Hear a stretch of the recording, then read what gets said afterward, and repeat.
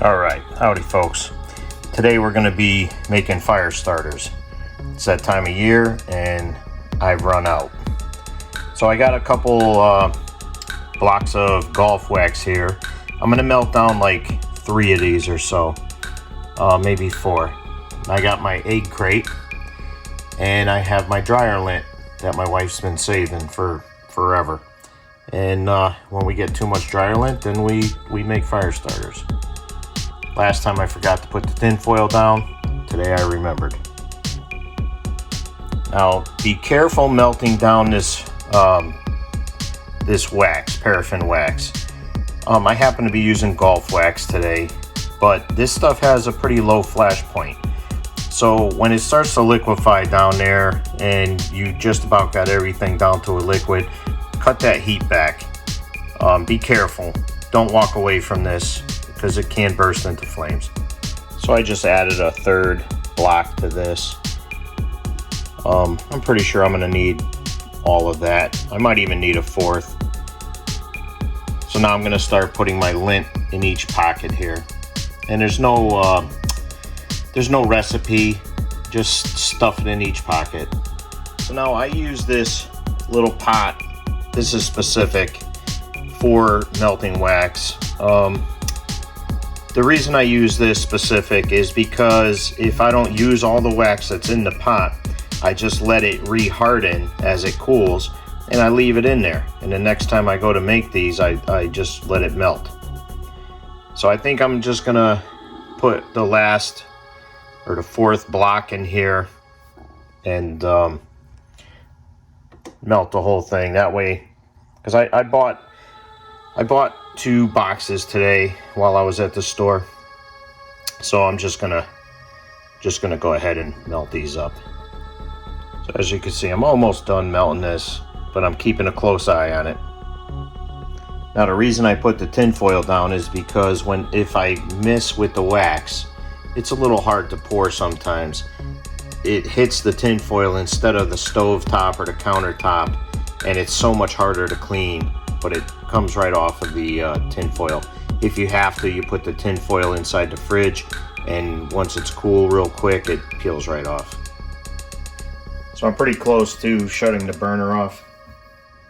Having the liquid wax that close to the rim of the pot might make it a little tough to pour. It might end up being a little sloppy. It is what it is. Nobody ever said this was neat. But now the solid wax is shrinking up, keeping a close eye on it. You could start to see bubbles coming up, so I'm going to cut the heat back quite a bit because I do not want this to come to a boil. Again, it has a very low flash point. Just going to turn this, keep this handle where I could grab it quick if I have to. So I did turn the heat down to like I had it on a medium. Now it's on like a medium low. I'm actually going to turn it down a little bit more because I do see a few bubbles coming up. I do not want it to boil. If for some reason it started to boil early, I'll start pouring it on the lint a little quicker. Now at this point, it's not going to take long for that wax to completely liquefy. I still want to wait until that's fully a liquid though.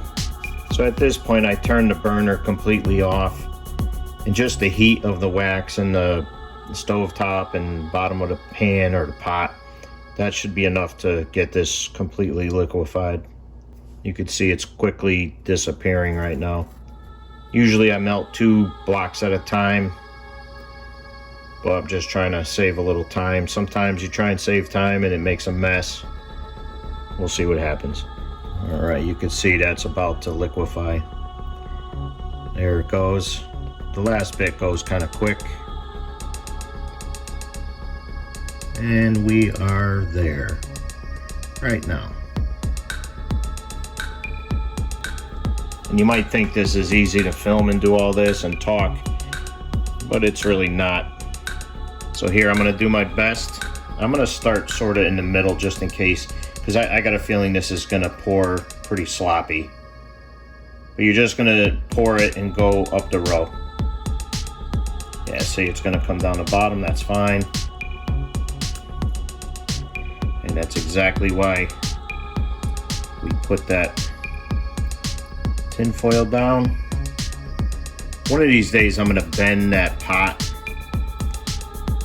And it's you don't have to cover everything. You want to get the bulk in the middle of the cell, whatever you want to call it. So I'm doing this sloppily. It's fine.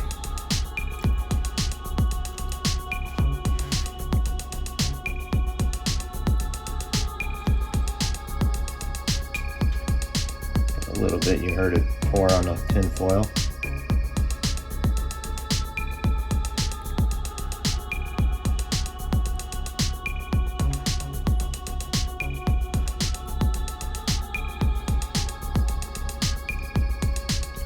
All right, so I'm going to turn this now because I want to make sure that I get this last row pretty good. And as this cools, it hardens. And sometimes the more wax you got, the longer they burn. So I'm going to be a little bit wasteful here, and I'm going to pour this whole thing on here.